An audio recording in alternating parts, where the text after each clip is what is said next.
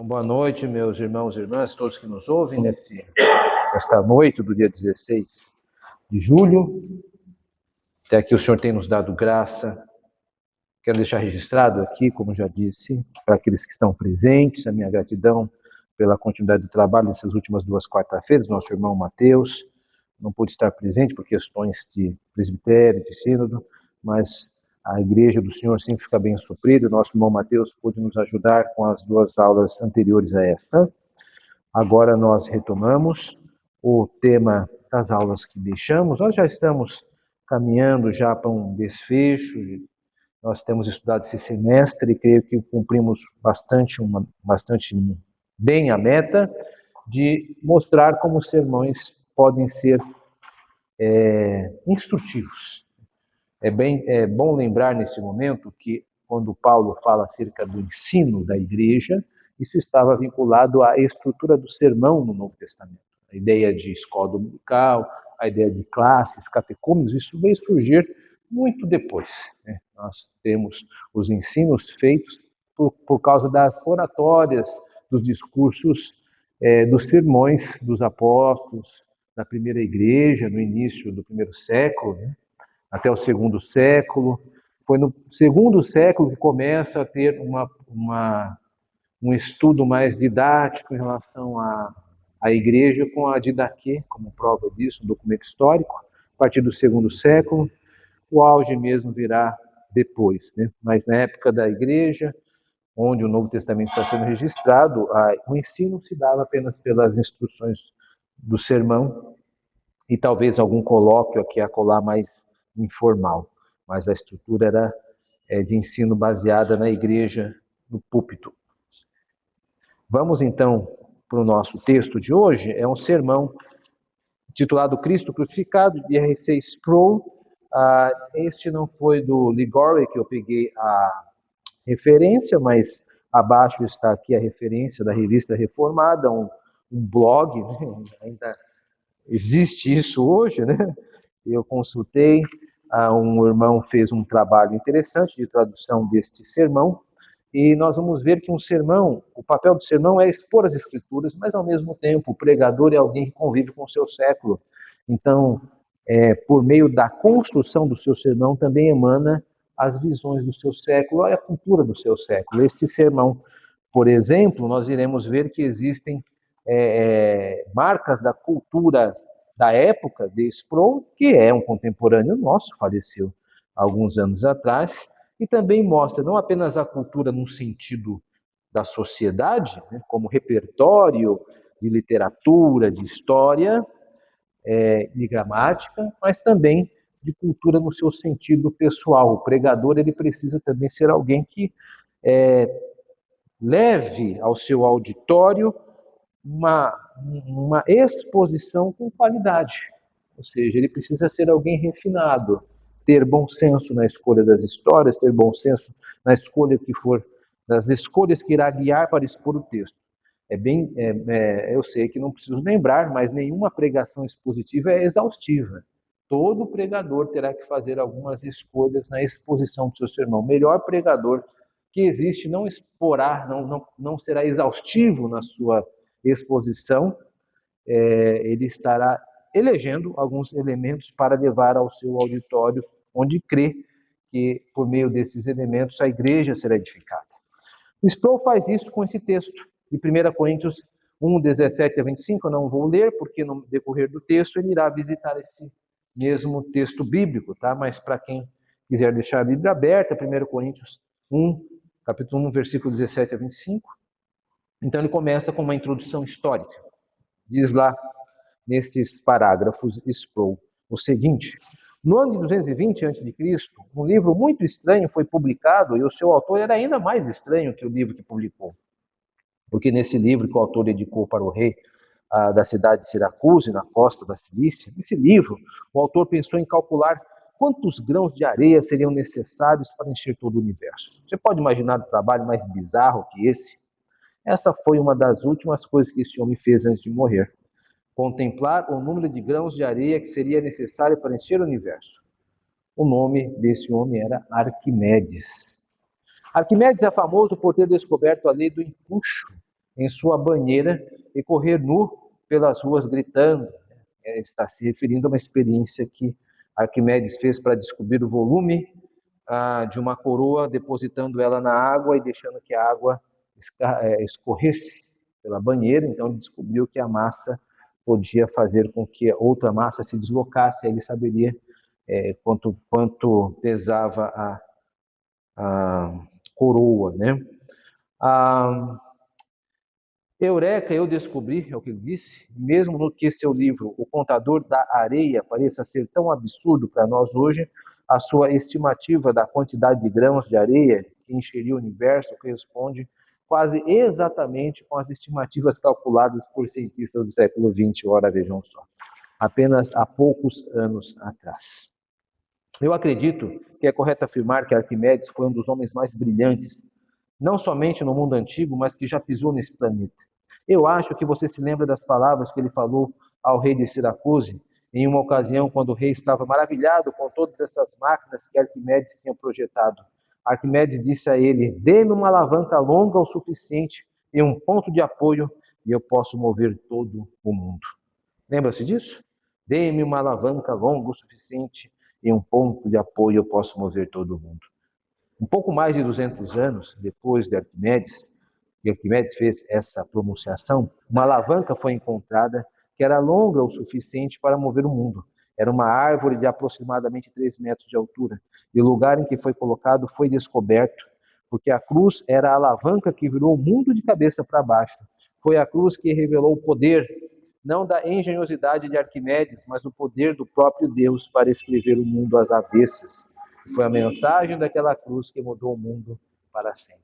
Muito inteligente, né? A maneira como ele explorou a história antiga e trouxe um recorte, né, de uma expressão conhecida de Arquimedes para associar e conjugar com a mensagem do Evangelho, que requer mais do que conhecimento, requer imaginação, requer criatividade de associação e requer também aqui um certo refinamento, um bom gosto, né? Tudo isso Sproul tem. Então, quando alguém prega a palavra, ou um pregador vai pregar a palavra, deve-se observar também essas nuances.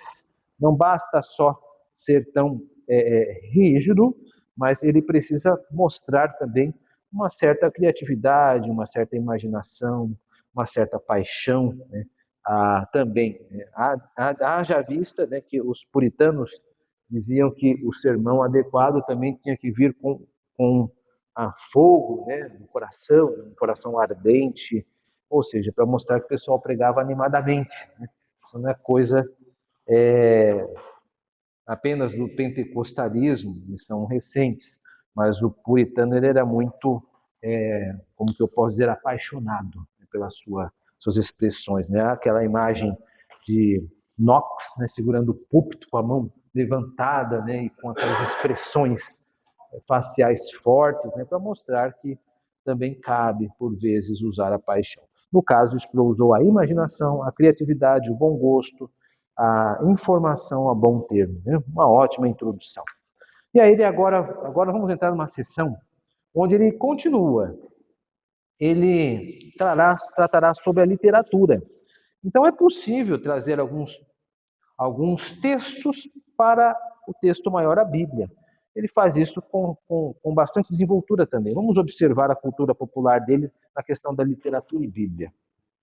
Diz ainda Sproul: eu lembro quando era um estudante de faculdade sendo fascinado, mais que fascinado, sendo absolutamente agarrado pelo romance americano escrito por Herman Melville, Moby Dick. Há uma porção daquela história quando Ahab e sua luneta buscam a baleia albina, ou baleia branca. Ele está perdendo a paciência, está ao ápice de histeria em seu desejo apaixonado de achar Moby Dick, que ele posta uma recompensa para a primeira pessoa a bordo do Pequod, no navio, né, que avistasse esse monstro. Então Ahab foi para o mastro principal do navio. Ele pegou um martelo, um prego e pregou um dobrão de ouro no mastro principal do navio. E disse: qualquer um que veja a baleia e gritar, ganhará o dobrão de ouro. E então, o que acontece a partir desse momento no romance é uma introspecção de Melville das noções humanas dos membros da tripulação. Um por um, eles vêm ao centro do navio, olham para o mastro principal, olham para o dobrão de ouro e começam a pensar e expressar o que esse dobrão de ouro significa para eles. Starbuck, Stubb e os vários membros da tripulação olham para isso e pensam o que eles podem fazer com o dinheiro que aquele dobrão vale. Quantos cigarros comprariam? Que riquezas estariam ali? E todos eles tinham uma visão completamente diferente. Era totalmente subjetivo. Até que o camaroeiro irracional Pip veio dançando até o mastro principal e disse: eu vejo, você vê, todos nós vemos. E ele debochou dos membros da tripulação, porque eles todos tinham uma visão diferente da significância e do significado daquela moeda. Então, que ele contou a história de Moby Dick, uma forma genérica, e agora vamos ver a aplicação que ele faz. Frequentemente eu penso nisso quando eu leio os relatos do Novo Testamento sobre a cruz de Cristo. Caifás olhou para a árvore e disse que era necessário que o homem morresse para o bem da nação. Para ele, era um evento de conveniência política para tirar os romanos das suas costas.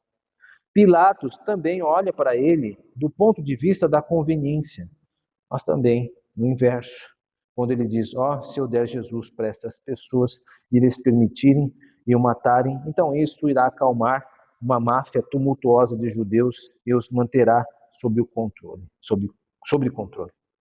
O centurião olhou para ele e disse: certamente esse homem era o Filho de Deus. As pessoas viram a execução de um impostor, outros a destruição de um sonho. Mas se você estivesse lá, e se você tivesse observado a morte de Cristo no madeiro, você teria visto naquele evento um ato cósmico de redenção? Você teria testemunhado na morte deste judeu a propiciação de um Deus santo por sacrifício perfeito? Você teria visto nesse evento a expiação ou a remissão dos pecados de todos os que colocaram a sua fé nele? Amado, isso era invisível para qualquer espectador da cruz. Como nós sabemos que a cruz foi o ato supremo de redenção? Seu significado e significância não foram visíveis exteriormente para aqueles que estavam ali na carne. Para eles era tolice. Isso não era conhecido pela sabedoria deste mundo. Não poderia ter sido conhecido, salvo pela revelação especial do nosso todo-poderoso Deus. Todas as aparências externas pareciam exibir a fraqueza de Cristo. E ainda assim, os apóstolos diziam que era o poder de Deus. O poder de Deus para virar o mundo de cabeça para baixo. O poder de Deus para virar você de cabeça para baixo. O poder de Deus para me virar de cabeça para baixo. Então, mais uma vez, ele pega, o tema agora já entra no versículo, que é sobre a cruz de Cristo, mas ele ainda pega pela margem, ele não entrou no texto propriamente dito, ele está com o tema, a cruz de Cristo, e aí então ele constrói um cenário, com todos esses personagens, olhando para a cruz e cada um tirando uma certa significação disto. Pilatos, Herodes, o soldado. Ele fez isso baseado no olhar de Moby Dick, do texto de Moby Dick ali. Então, é possível fazer associações. O Sproul, ele valoriza muito isso, as ferramentas. Isso tem que ser feito de uma maneira muito equilibrada. Nós temos aqui, meus irmãos, devo até advertir, que um recorte de um sermão maior. Esse sermão, eu estou com a referência aqui embaixo, depois você pode puxar e ler inteiro, tem mais de 8 páginas, nós estamos aqui com 4 só, que eu selecionei, mas ele vai explorar mais. Mas ele tem essa tendência de usar a literatura e também para fazer algumas associações bíblicas. Aqui ele foi muito feliz. Então é possível também que o pregador ele possa utilizar de alguns componentes da literatura para fazer associações. Isso enriquece o seu auditório, enriquece a igreja. As pessoas precisam saber que existe um outro mundo além do que nós podemos ver. Então, pense só, tem muitas pessoas que trabalham das 8 às 5, toda semana, não conseguem, têm grande dificuldade de ler um livro, de poder sentar e ler. E, vez por outra, é muito bom quando o pregador consegue trazer algumas referências literárias enriquecedoras. Nós temos, no Brasil, um grande cabedal de inúmeros livros disponíveis online, né, que é importante que o pregador faça um anúncio ou outro para enriquecer culturalmente a sua igreja. Então, essa é uma outra nuance que Sproul traz. Então, a pregação expositiva, ela deve se ater ao texto, obviamente, mas ela pode, juntamente com o seu acompanhamento, trazer algumas nuances para enriquecer o povo de Deus de outras maneiras. A gramática, a história, são alguns elementos que, às vezes, é importante pensar sobre isso, né? Levar a igreja a pensar, pautar o pregador, como enriqueço a igreja. Isso está enriquecendo a igreja dessas formas. Agora, vamos para um outro setor, que é o uso da gramática. A gramática, nós geralmente pensamos nela como algo enfadonho, né? Cansativo, decorar verbos. Eu não sei se você teve que passar por isso na minha época, decorar as coisas não parecia tão envolvente. Mas a gramática, ela pode ser passada à igreja de maneira muito sofisticada também e sedutora. Sproul consegue isso com uma maestria interessante. Vamos ver ele agora entrando no texto bíblico propriamente, onde ele irá citar o texto bíblico. Vamos ler o que ele diz. Agora, no capítulo 2, Paulo diz: Eu mesmo, irmãos, quando estive entre vocês, não fui com discurso eloquente, nem com muita sabedoria para lhes proclamar o mistério de Deus, pois decidi nada saber entre vocês, a não ser Jesus Cristo e este crucificado. 1 Coríntios 2, 1 a 2 da NVI. Agora o apóstolo está dizendo isto aqui um pouco no sentido de hipérbole. Creio que aqui entra um pouco de gramática, né? Ou possivelmente é um setor de figuras de linguagem. O que é hipérbole? É um exagero. Então Paulo está exagerando. Não vim falar com vocês com muita sabedoria, né? Ora, vamos lá, né, Paulo? Você não ser sábio, por favor. Então veja lá como ele continua explicando. Porque Paulo gastou muito tempo explicando muitas coisas sobre o reino de Deus. Ele falou não somente sobre a cruz, mas ele falou sobre a ressurreição, falou sobre a ascensão, falou sobre o retorno de Jesus, falou sobre justificação, falou sobre santificação e todas essas coisas. E aqui ele diz: quando eu vim a vocês, eu vim absolutamente determinado a saber nada, exceto Cristo e este crucificado. Isso pode soar como hipérbole, mas se você examinar as profundezas e riquezas da cruz e tudo mais que Paulo estava pregando, essas coisas eram simplesmente notas de rodapé para aquela afirmação central da cruz de Cristo. É a ressurreição que demonstra a eficácia da cruz. E todo o resto dessas coisas estão inerentemente relacionadas a ela. Por ressurreição também há uma expressão que Sproul está dizendo que é a expressão de metonímia. O que é metonímia? Metonímia é quando eu falo de um aspecto, mas também de algo, mas projetando tudo. Uma expressão metonímica, por exemplo, muito comum é aquela que a mão de Deus esteja sobre a sua cabeça. Obviamente não vai ser só a mão de Deus, né? Não vamos pensar numa mão, mas que Deus abençoe você. Essa é a expressão. Isso é uma metonímia, quando eu pego uma parte para expressar o todo. Ele fala da ressurreição, mas não apenas da ressurreição, como se fosse pouco, mas de todo o projeto, né, da vinda do reino de Deus, da proclamação do evangelho, da vida que Cristo levou, da sua ressurreição, claro, e também da sua ascensão de Cristo. Cristo, ele é o ápice de tudo aquilo que nós poderemos presenciar enquanto a humanidade, né? A vinda do Filho de Deus. Imagine só, nós experienciarmos o que os discípulos experienciaram, né? De estar com Deus, tomar café com Ele, né? Comer peixe com Ele, com Deus, né? É algo que não conseguimos nem dimensionar. E esses homens tiveram o ápice de qualquer relacionamento que podemos imaginar com Deus nesta dispensação. Agora, ele usou essas expressões de gramática. Então, a nossa língua, o nosso idioma, ele precisa ser conhecido também. Nós não podemos esquecer que a linguagem é um elemento de representação.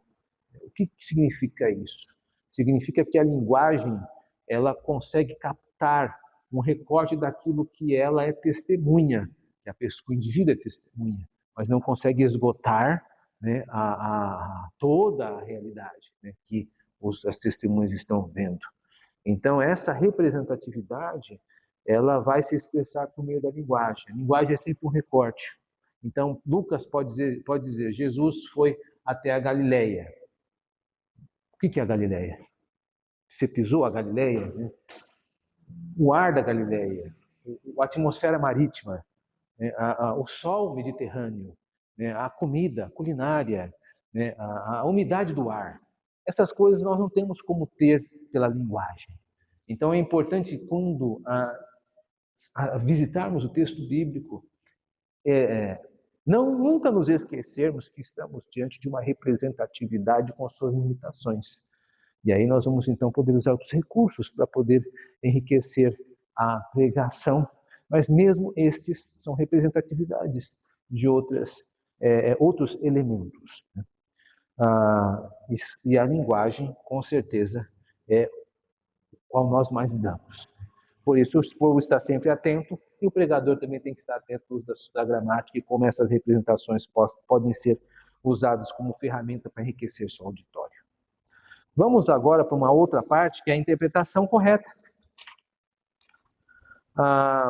Ele vai dar uma interpretação de um texto, ele vai gastar energia nisso. Então vamos observar o que ele faz para apresentar aqui. Ele vai fazer primeiro uma leitura de 1 Coríntios 2, 8 a 13, diz assim: o Espírito sonda todas as coisas, até mesmo as coisas mais profundas de Deus, pois quem dentre os homens conhece as coisas do homem, a não ser o Espírito do homem que nele está? Da mesma forma, ninguém conhece as coisas de Deus, a não ser o Espírito de Deus. Nós, porém, não recebemos o Espírito do mundo, mas o Espírito procedente de Deus, para que entendamos as coisas que Deus nos tem dado gratuitamente. Pense sobre esta passagem. O Espírito sonda as coisas profundas de Deus. Agora, esse é um texto ao qual nós podemos facilmente entender mal, porque quando nós pensamos em sondar, nós pensamos em procurar alguma coisa que está perdido ou procurar alguma coisa que nós ainda não descobrimos. Nós estamos tentando achar alguma verdade que ainda não foi penetrada. Que verdade o Espírito Santo tem de procurar? Amado, o Espírito Santo é Deus. O Espírito Santo é a terceira pessoa da Trindade que possui todos os atributos de Deus. O que significa que não apenas o Pai é onisciente, mas o Espírito Santo é igualmente onisciente. Então não há nada na mente do Pai que não seja conhecido, eternamente conhecido, absolutamente conhecido e perfeitamente conhecido por Deus, o Espírito Santo. Então, por que a Bíblia diz que o Espírito Santo sonda as profundezas de Deus? O que Paulo está dizendo é realmente simples. O Espírito Santo não estava sondando as profundezas de Deus para o benefício do próprio Espírito Santo, para a educação do próprio Espírito Santo. Mas o Espírito põe um holofote no mundo de Deus para nós. Ele sonda a sabedoria de Deus e a revela a nós. Existe um clichê em comunidades cristãs que às vezes nós dizemos frequentemente, mas pela graça de Deus, glória. Eu olho para as pessoas que não entendem. Quando eu li os artigos que mencionei antes no jornal, ele fez uma menção de uns repórteres que foram investigar e foram fazer uma cobertura de um evento das igrejas do sul dos Estados Unidos. E eu vi o agrupamento no escuro dos críticos da fé que não tinha nenhum entendimento sobre estas coisas. O que essas coisas são, aliás. Eu tenho que dizer lá, mas pela sondagem do Espírito, glória. É por isso que nós temos que entender quão hostil o mundo possa ser para a cruz e a hostilidade que eles podem ser conosco. Deus não nos chamou para sermos os policiais do mundo, mas Ele nos chamou para proclamar o Evangelho por causa da perda deste mundo. Esse mistério está escondido nos olhos deles, esperando que quando alguém proclame a palavra fielmente, precisamente, audaciosamente, Deus atenderá à proclamação dessa palavra com o poder e com o discernimento de Deus, o Espírito Santo. Meu trabalho não é abrir os seus olhos, abrir os seus ouvidos ou abrir os seus corações. Eu não sou tão satisfeito porque eu sou tão incapaz de cumprir essa tarefa. Eu tenho poder para abrir os olhos, eu não tenho poder para abrir os olhos de ninguém. E se isso pudesse ser feito pela eloquência, nós gastaríamos todo o nosso tempo aprendendo como falar apropriadamente. Se fosse possível ser feito apenas por argumentações, nós poderemos gastar todo o nosso tempo em debates. Não é assim que Paulo vê, né, ou que Paulo viu, né, que é um erro de escrita. Ele veio no poder do Espírito de Deus. E a sua preocupação era: eu não ligo se a minha gramática é perfeita, eu não ligo se não analiso tudo exatamente, mas eu estou determinado a saber nada exceto Cristo crucificado. Então ele ia para a sinagoga todo dia, e quando ele era expulso da sinagoga, ele ia para a ágora, ele ia para o mercado. E o que ele fazia quando ele chegava na ágora? O que ele fazia quando chegava na sinagoga? Ele não sabia nada, mas Cristo e este crucificado. E ele dizia: deixe-me falar sobre a alavanca que vai mudar o mundo, a cruz. Deixe-me explicar, né? Esse texto ele tem alguns solavancos por causa da tradução, que por melhor que se faça, ela vai incorrer algumas dificuldades, né? Aqui a ideia é que por mais que as pessoas possam ser sagazes, ser inteligentes, ser articuladas, ter conhecimento, nós às vezes nos esquecemos que a pregação é um veículo do instrumento de Deus. Então existe uma maneira como Deus usa a sua palavra para atrair as pessoas, e isto é impenetrável à racionalidade humana. A pregação é o veículo escolhido de Deus para a salvação dos homens. E nós não conseguimos discernir ou analisar como isso é feito. Diz a mensagem é pregada da mesma maneira, em lugares diferentes, mas ela vai atingir propósitos diferentes. Existem pessoas que vão ouvir a pregação durante a vida toda e não vão se converter. Tem outros que ouvem um fragmento e Deus converte por meio disso. Nós não sabemos como calcular isso é incalculável. Né? O que ele está chamando a atenção é isso. É claro que isso não significa que Paulo era um obtuso, que era um tolo. Nós vemos a riqueza cultural que Paulo tinha, mas ele também era perspicaz em saber que o êxito da conversão não dependia da sua oratória, da sua retórica, mas sim dos propósitos de Deus que usa e usava, né, a retórica, as retóricas disponíveis. Então é isso que ele quer dizer aqui. Umas considerações finais, depois que nós temos esses setores, só para fazer o fechamento. Quer virar o mundo de cabeça para baixo? Olhe para o mundo através dos olhos de Jesus. Eu acredito que é o ouro dos cristãos em santificação, ser tão guiado e fundamentado nesta palavra, na revelação da verdade de Deus, que nós chegamos no lugar que nós amamos, o que Jesus ama, e que nós odiamos o que Jesus odeia. Nós abraçamos o que Cristo abraça e rejeitamos o que Cristo rejeita. E é isso que é oferecido pelo Espírito Santo para todo crente. Então nós não vamos olhar para a cruz como essa tripulação e como camaroeiro olharam para o dobrão de ouro e disseram: eu vejo, ele vê, eles veem, nós todos vemos. Mas nós vemos Cristo e nós vemos ele crucificado. Nós o vemos não de uma forma pluralista americana, de uma maneira em várias, mas nós vemos a Cristo como o único Filho gerado. Nós vemos a Cristo como o mediador da alma entre Deus e o homem, porque ninguém mais foi jamais crucificado pelos meus pecados. Foi isso que a igreja perdeu, o foco na cruz. E quando nós voltamos e vemos a cruz, da maneira que a palavra de Deus nos revela, da maneira de como o Espírito abre os nossos olhos para o significado da cruz, e nós vemos a nós mesmos à luz da cruz, então talvez as pessoas vão falar sobre nós como as pessoas que giraram o mundo de cabeça para baixo. Excelente sermão, né? Nós tivemos um belíssimo fechamento. Você veja que interessante, ele resgata um texto que ele disse lá no começo, né? Quando ele comentou lá do Pequod, de Moby Dick, ele não trabalhou tanto essa questão, ele deixou lá para amarrar no final. Então você percebe que ele é um pregador que ele foi com um plano, né, desenvolveu esse plano, fez esse plano de uma forma muito interessante, muito sofisticada. Né? Ele resgata as coisas e as amarra de novo. Isso chama-se coesão. Né? Quando eu pego algo e depois eu me lembro de trazer de volta. Belíssimo sermão. Sproul foi muito feliz.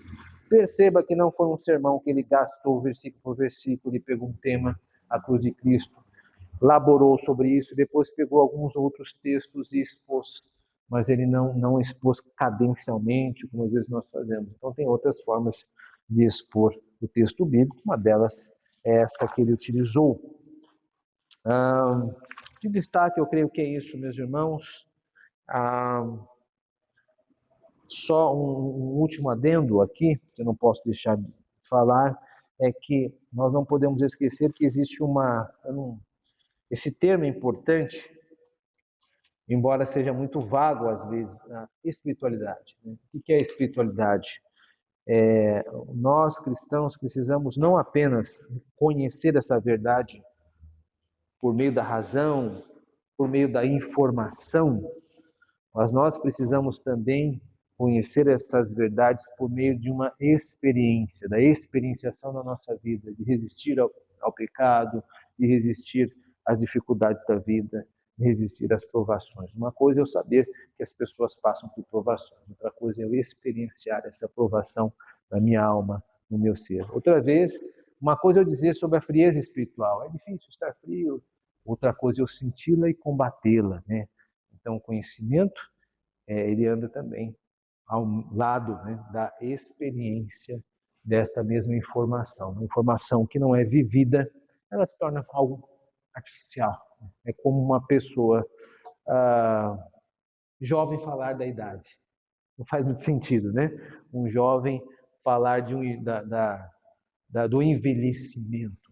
Ele pode falar, claro que pode pegar uma enciclopédia e falar muito bem, mas não podemos subestimar a experiência de alguém que vivencia os invernos da vida. Essa pessoa trará consigo informações experienciais importantes.